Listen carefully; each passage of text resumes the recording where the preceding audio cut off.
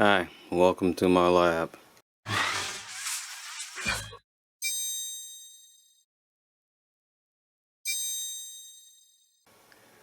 This is what I more commonly refer to as my YouTube studio, but it is more a production lab than it is a YouTube studio. I use it to make YouTube videos, but more to figure out workflows for productions we do. We mostly video our church services, the church services at my church. We also do interview productions. We have recorded concerts, and we do all of this for streaming to various different, whether it's public or private streaming, but we do this so people can stream their content to wherever they want to stream it to. One of the things that we do, that I do with this studio is, for example, the other day I made a video about this camera, which is why I'm coming in close to it, because this camera is a old style, not VHS camera, but a tape recording camera. It uses the mini DV tapes to record, which is kind of obsolete, and not really obsolete as in bad picture or bad quality, but obsolete as in it reduces your production, it bothers your workflow. It increases the amount of time to get video from the camera. Then you have to digitize it, and then you have to upload it. And with digitizing with tape, if it's a 2-hour tape, it takes 2 hours to digitize that, because the whole tape has to play and then be converted, and it takes that long to just to digitize it, besides editing it and anything else that you need to do to it. So that's kind of why these cameras are obsolete. But this camera is usable because, as we found out the other day, or not found out the other day, it has an HDMI connection output, and I can use that HDMI output, and it runs down and up into that spaghetti of wires and to that switcher over there, and we'll get to that equipment later. But this is where we work out different things, and we found out that this camera still works very well for recording. It has a very good picture, and it is still useful even after all these years. This camera is really old. This is the mobile studio. This is what we use to record large events. When I say large events, like concerts and that type of thing, not necessarily church services, although we could use it for church services, but it would be kind of overkill for a church service. We use the Blackmagic switcher, Intel Nook as the computer brain, and the Blackmagic Ultimate Studio HD Mini for recording. If you go up on the monitors, you can see what it all does. This is the multi-view monitor for the switcher. It gives you the different, one of my cameras went off. It's an older style camera, which is one of the reasons why it's not very useful, and we don't use it a lot. And I'm trying to get it to come back on. There we go. Now it's back on, and in a little while you'll see a countdown, because after a certain amount of time it just goes off. It's a very good camera, that's not the problem, but it's an older style. It doesn't give you a clean output, and what I'm talking about as a clean output is you see all the stuff, the lens settings and all of that come through on the output, whereas on this camera nothing is coming through. It is showing on the camera screen, but it's monitor, the little screen that goes on the side of the camera, but it's not coming through your feed for recording. Right there is the software for controlling the switching. This is a touchscreen monitor, so I can touch this, touchscreen this, and it will change everything. This is the Behringer X Touch Mini right here below it, and it also changes the pictures.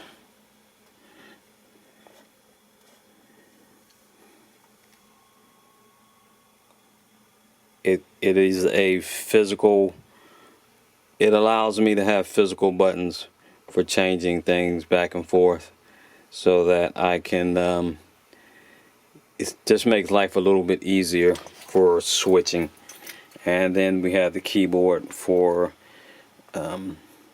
that's how we operate the computer, and it allows us to pump in lower thirds and graphics and any type of things that we want to add into the recording as it is going on. Instead of having to do everything in post, it makes life a whole lot easier. That's the whole purpose of a switcher. Instead of having a bunch of different cameras recording at one time and then putting together the different angles later on in post-production, you can do it all on the fly as you go along. And on that screen you can see the software that is used for the recording of the video, and that's the software to the Ultra Studio HD Mini. That's the recording studio part of the setup. So that is the setup that we use, and then all of this breaks down and we pack it all up and take it to the location where we are right now. As you can see, if you look at the multi-view, it can actually do 2, 4, 6 cameras, and also it has 2 media players as well that we can play different things. That's what the computer is for. I can play if the wherever the event is, if they have something like a slideshow or a video that they want to play, we can also play it through this system so that people can see it as it is shown in the studio and live, and we can also pump it up onto wide screens for them if they need it to be done. Now we're moving over into the area. That's another camera I have set up with several workstations. That is my computer workstations. That's the workstation I use when I'm working on computers. That's the workstation I use for looking up stuff on the internet, and it is basically my general workstation for information station, I should say. That's basically what I use it for, so that I don't have to interrupt my workflow with this system while I'm working with this system. If I need to look something up while I'm working on this system, I use that. This system is the system that is used for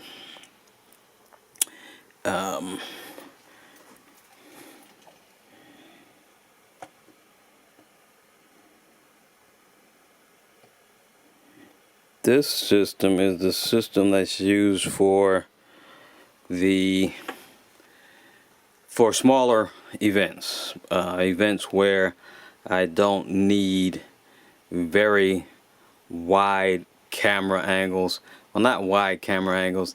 The other system is an SDI system, and I can use cameras that are much further away from the central control system. They use SDI cables instead of HDMI cables. HDMI in real world, even though not people, but information you get off the internet will tell you that you can use an HDMI cable up to 50 feet. That is not a practical, that is not, I don't want to say not accurate, but it is not practical in video production. In video production, you can practically only use a 15-foot cable to record in HDMI. Anything over than that, it's going to be flaky. You'll have picture and sound with no sound. You'll have sound with no picture. Sometimes it will work correctly. Sometimes it won't.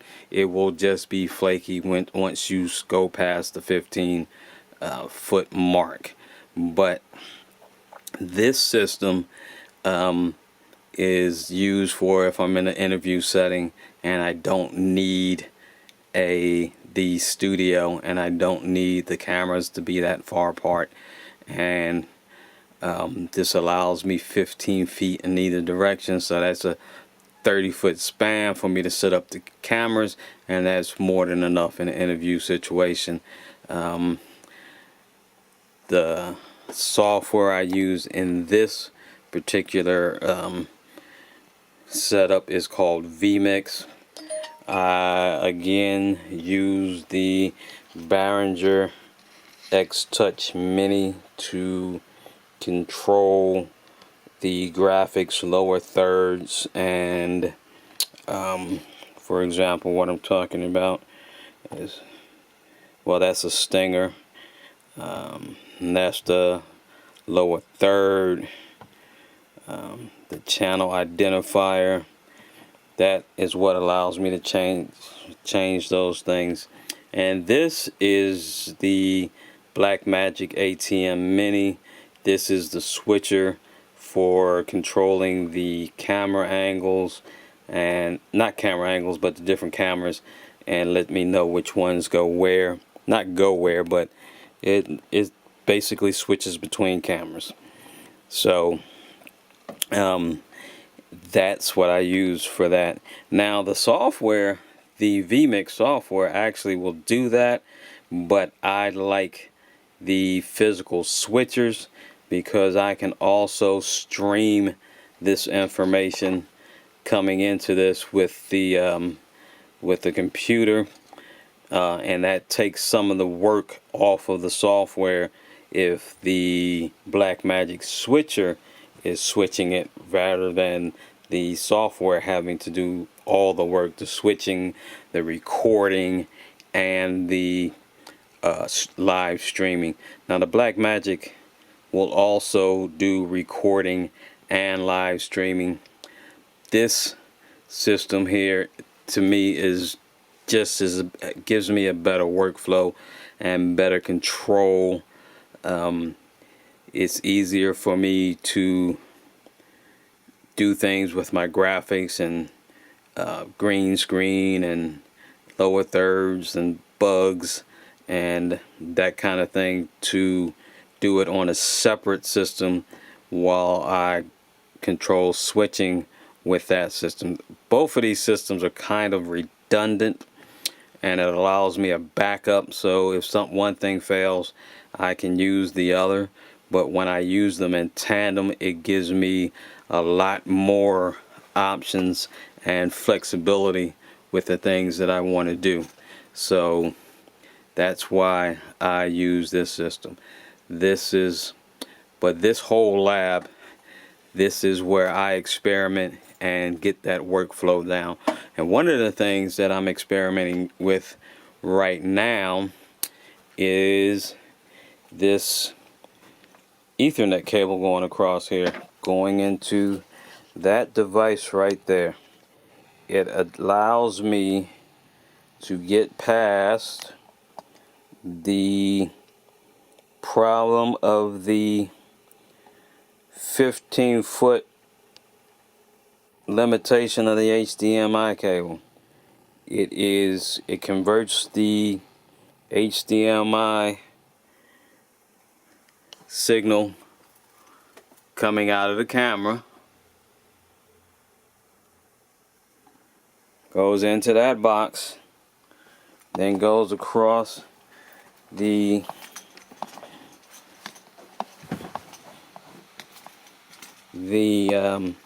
Ethernet cable into another box.